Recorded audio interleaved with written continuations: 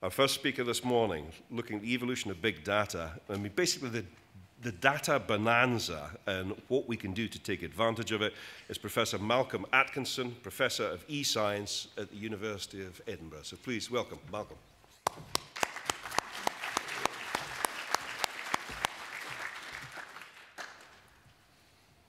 Well, good morning, ladies and gentlemen, and thank you very much, Chairman, and the organisers for inviting me. I'm not going to be talking specifically about big data or specifically about data in the public sector, because in my view, the issues with data have been consistent and challenging for the last 45 years when I've been working in supporting data originally in CAD systems and many other systems since. And I am convinced that the ingenuity of people in exploiting data will achieve things that we can't even imagine today. And it's crucial to recognize that that's where the new businesses come from, that's where the improvements in governance and government come from, is innovative ideas exploiting the data bonanza. And I want to talk to you a little bit about why we have a data bonanza. I don't like words like tsunami and so on. A, they're damaging. B, tsunamis go out again, doing as much damage on the way out as on the way in. And I want to tell you a little bit about the sorts of things that are going on in the scientific world, because most of the collaborative projects I work in at the moment are in the scientific world. And I think the ideas and issues travel between them well. I want to talk a little about the challenges, and the challenges are mostly you, people. And finally, I have a view on the kind of strategy one needs to adopt in order to get the best out of the data, to exploit the data bonanza. So we are in a digital revolution. There is no doubt about it.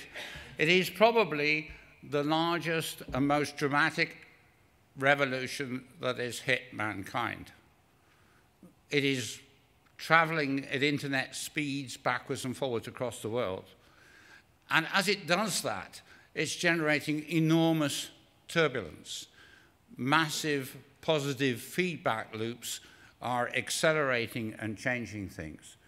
And as there are more people than there ever were in all the previous revolutions, and as for the first time ever, it's happening simultaneously, even broadcasting took a time to spread around the world, but this is happening absolutely everywhere at the same time.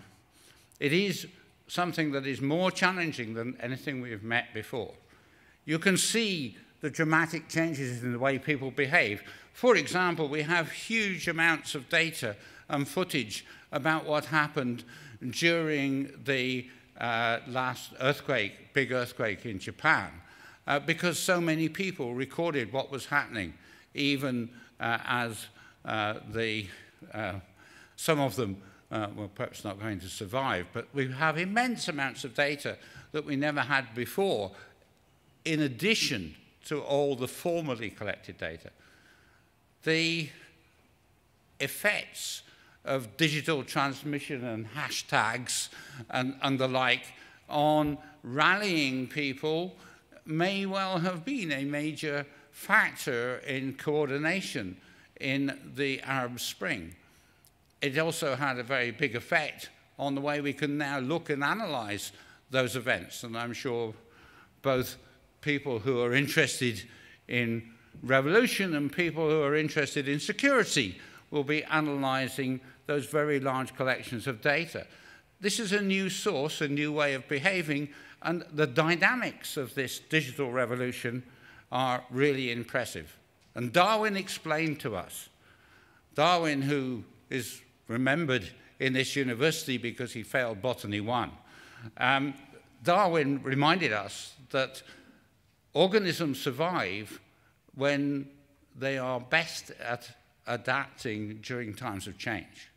And so I think organizations, I think practices, I think governments will all be tested by this digital revolution.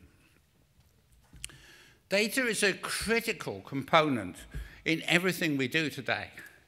I see my car working because lots of different parts of it are sending messages around it. I see people using Twitter to collect information and share views and say what rubbish Professor Atkinson is talking and things like that. These mechanisms are all based on handling data, generating data, sending it somewhere else, and producing information which someone uses. Our creative industries are really important in Scotland, particularly things like the games industry. Every single creative industry these days depends on generating data and then using that data to the next stage of the process, whether it's making a film, whether it's making music, whether it's making a game.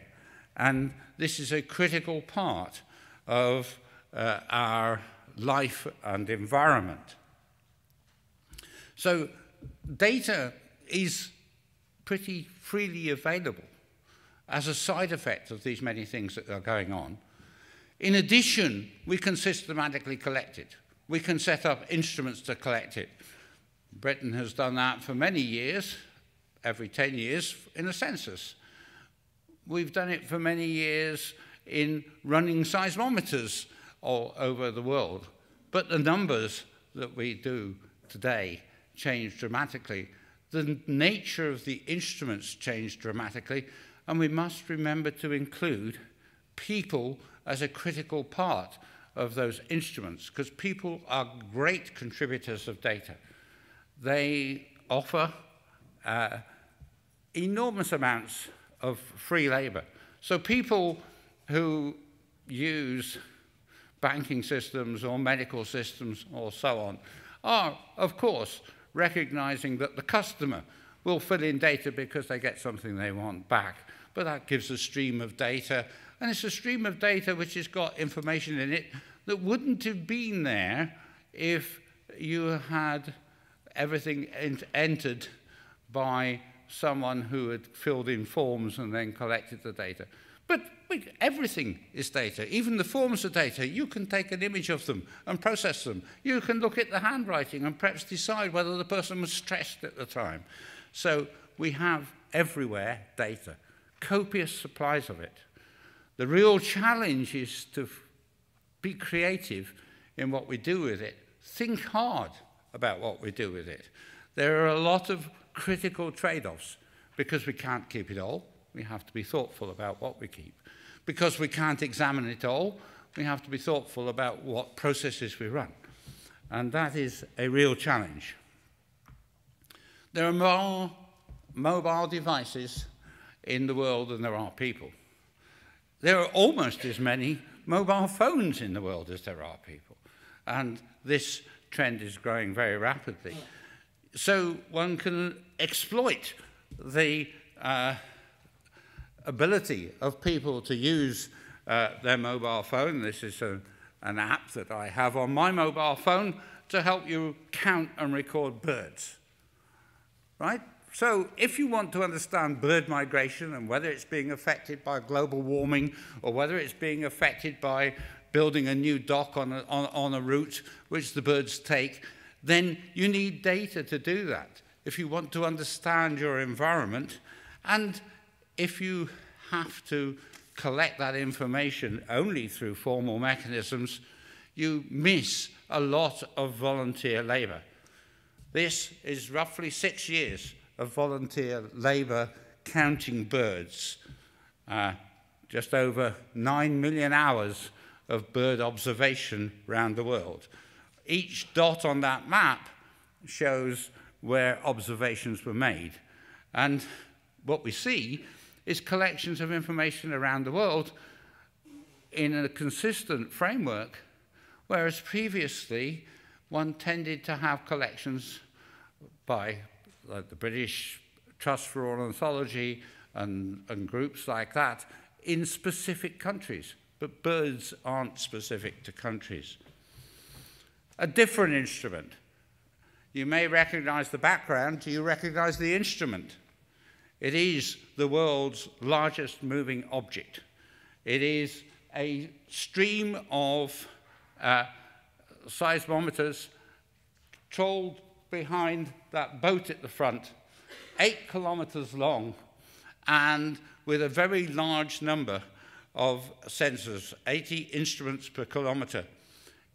Generates huge amounts of data. What's it used for? It's used for surveying for fossil fuels. Why is it really important? Because the company that does it is here in Edinburgh, that does the analysis, gets the information from that. Everybody talks about the impact of instruments in medicine and biology. One example is the very high rate of ability to sequence DNA. And this is just a graph showing the very rapid growth. But it's an understatement of what's happening, because all the laboratory processes, all the sampling processes are getting more and more automated and generate more and more data all the time.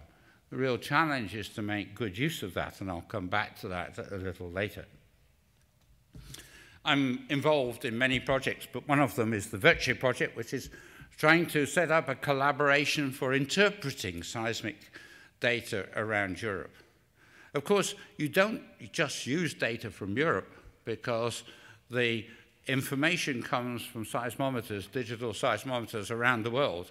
A critical issue here is the formation of a global agreement organization about how to exchange data, how to recognize and reward people who contribute data. And then you can integrate the data from around the world. But what's changed quite dramatically is, once upon a time, seismologists just used to look at the data associated with earthquakes. And there's quite a lot of those. But they are nothing like what's on the seismometer most of the time. Most of the time, the seismometer appears to have noise on it. But it turns out that if you correlate seismometers across Europe, for example, that noise is correlated. And if you discover that correlation, you can do two things. One, you can find properties of what's happening in the rocks between those two places. And the other thing is you can find properties about the sources of that noise. Some of it, for example, is coming from waves on our shores. So that noise corresponds to the energy in the atmospheric system. And you can actually begin to detect global warming from the noise in seismometers. It's over 400 years since the first telescope was built. And it's pretty remarkable to look at the way telescopes have changed. I've got two examples, but this one is one that is run across Europe and is looking at a particular part of the radio spectrum and integrating data from all of the receivers, which are made of lots of little panels that are scattered at those red dots. There's rather more of them now. And the critical point about this is, by the way you correlate the data from the different sources across Europe, you are choosing where you are tilting your telescope. So instead of the previous telescope having to be manually tilted, this is computationally tilted. In principle, you can look in every direction at once. What is limiting the rate at which you can handle this is how fast you can compute with the biggest and best computers you can afford. And so one of the real challenges is to think about, when you build a means of collecting data, can I process it usefully? They can only keep a week's worth of data in storage. And after that, you have to extract the information from it and build catalogs. So those are some examples of what's going on to get data. and why we have a huge wealth of data today. What can we do with it? Well, first of all, we have to recognize that data themselves are not interesting. You are not going to read all the data that's coming from a modern telescope, or all the data from your car engine, or all the data that is coming to your SMS device, whatever. You are not going to read that. What you want is the derivatives. And sometimes those derivatives are gems, but they're well hidden. And you can only find them if you go looking really hard. And sometimes they're not there at all. But the public might expect you to still find them. And that is something where we have a big educational challenge.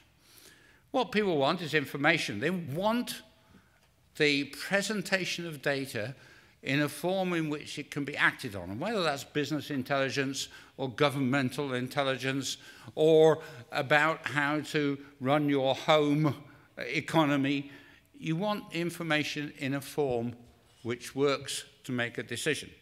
But information like that is not what you really need in the long term, because what you need in the long term is to know how much to trust that.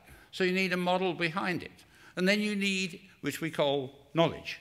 And then we need wisdom to understand how to use that knowledge. And building that needs building out of a lot of experience and digestion of the information sources. We talk about the process of knowledge discovery. It's a many-stage process, and lots of people will talk about different stages today. Critical to find the data, to gather it either from existing systems or by building means of finding it. And then all the other steps about understanding it and cleaning it and preparing it and then analyzing it. But they all mean nothing if you don't have effective delivery at the end, which presents it in a form which means something to someone. And I will come back to this in a few moments. Of course, none of those processes are linear, as I showed them in that nice diagram. There are many cycles and revisions and going back and getting more data, or going back and improving your cleaning process. And it's critical to get these processes correct. Otherwise, you get false information. Otherwise, you get false knowledge. Otherwise, you don't have wisdom. And it's a real challenge to find ways of investing enough patience, enough time to get that precision. I'm looking at some of the successes. One of the great successes I always think is the demonstration of sharing data, and this is a good example. 40 years of sharing protein data and its growth started, in the early 1970s, still going today. Here's another example of deriving information. The top of the slide divides up breast cancers into 140 different kinds of genetic sequences that are identified as significant by the researchers that are working on this. I was given the information by Ian Overton, who's in Edinburgh at the MRC Human Genetics Unit. The other dimension in the heat map is telling you about how various proteins are produced and reacted to. And what it essentially shows you is how varied and different the different cancers are under different treatments. We've just heard recently this wonderful Planck satellite map measuring temperatures to within a millionth of a degree at these very low temperatures to get that map. Pretty amazing collection of data and analysis over the years. Still to do is to get the analysis to understand the polarization. Another Scottish company, Optos, is doing a huge amount of work on essentially scanning eyes and understanding the various pathologies. This is an example of the sort of eye that one is. Of course, we have to talk about our local hero, this is a picture of Atlas. Atlas isn't the local hero. Inside Atlas, you get lots of particle collisions. They're very complex things. And if you analyze millions of those a second for several years, you get about 32 examples of what might be the Higgs boson. We haven't got enough examples yet, and we haven't analyzed the data carefully enough yet to know what the details of the particle are, so it doesn't get a Nobel Prize yet. The challenges, I mentioned many of these already. A critical challenge is that people have unrealistic expectations. And I think the analysis of this particularly sad case in L'Aquila in Italy was predominantly an issue of failing to address that last stage of computation. Do we have a skill shortage in Scotland? I don't know. This is the Kinsey report for the USA, and then I translated it to Scotland. Maybe we have 2,800 deep analytical experts in Scotland. How many data literate managers do we have in Scotland?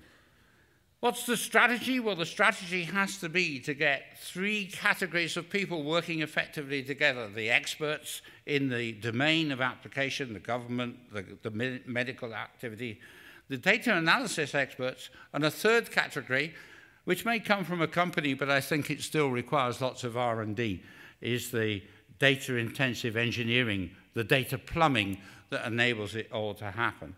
And one has to get those working together. So how do we exploit the data bonanza? Well, I would argue first and foremost, we have to become more adept at looking at data, handling data, thinking about data. And how do you become more adept? You improve your education. And the other thing we need to do is to recognize this is a long-term issue. If we build up skills in Scotland, we will have leadership which we can use elsewhere. The critical issue is the balanced investment, going the very last mile to deliver the results so that they're understandable. And I believe that one of the ways of getting accuracy is to use open data processes. I'm glad someone else is talking about that today. Thank you.